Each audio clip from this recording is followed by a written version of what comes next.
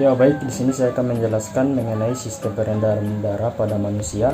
Jadi untuk tujuan pembelajarannya terbagi berdasarkan 4 poin sebagai berikut. Ya, kita masuk langsung ke materi.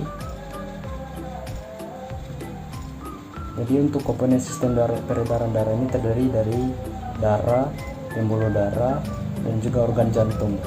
Nah, kita masuk pada komponen darah. Nah, fungsi utama dari darah ini adalah mengangkut oksigen ke jaringan seluruh tubuh, kemudian mengangkut sel-sel makanan atau nutrit ke seluruh tubuh, kemudian mengangkut sisa-sisa metabolisme, misalnya karbon dioksida dan lain-lain, kemudian mengedarkan hormon atau hasil sekresi dari kelenjar hormon ke tempat yang membutuhkan.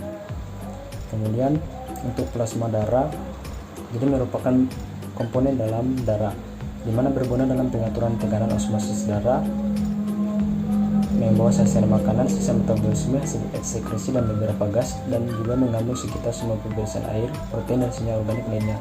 Juga terdapat garam anorganik terutama NaCl. Kemudian ada juga sel-sel darah. Jadi untuk sel darah terdiri dari 3, yaitu sel darah merah, sel darah putih, dan juga keping-keping darah. Untuk eritrosit atau sel darah merah ini dan fungsinya sebagai berikut, di mana eritrosit memandai tidak berhenti sehingga tidak memiliki DNA berbentuk bikonkav. Warna eritrosit tergantung pada hemoglobin, kemudian kadar hemoglobin dalam atau Hb darah bervariasi tergantung pada jenis kelamin dan umur seseorang. Kemudian kita masuk pada diferensiasi sel-sel darah, berikut prosesnya.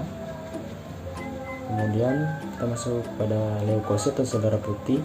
Jadi manfaat leukosit adalah untuk membantu pertahanan tubuh terhadap infeksi yang masuk. Kemudian sedangkan untuk keping-keping darah atau trombosit ini fungsi utamanya adalah sebagai sistem pertahanan. Berikut prosesnya, mana terjadinya mekanisme pengumpulan darah. Untuk pengolongan darah itu terbagi atas 2 sistem. Yang pertama adalah golongan darah sistem ABO. Berikut tabelnya. Kemudian golongan darah sistem resus. Nah, untuk golongan darah sistem resus ini didasarkan atas ada tidaknya glutinogen resus atau RH yang disebut juga faktor resus. Berikut prosesnya, di mana pemindahan antibodi RH pada ibu hamil terhadap bayinya.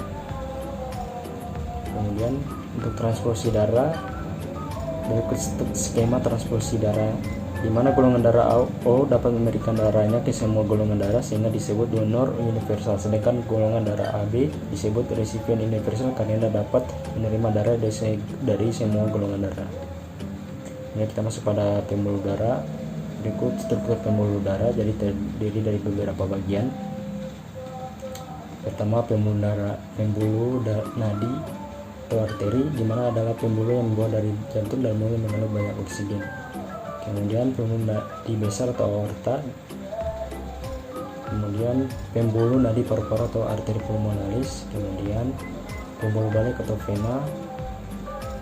Nah, kita masuk pada jantung. Berikut adalah tampilan dan juga bagian-bagian pada jantung. Untuk cara kerja jantung itu, otot-otot jantung bekerja dengan sendirinya atau berkontraksi tanpa menurut kehendak kita.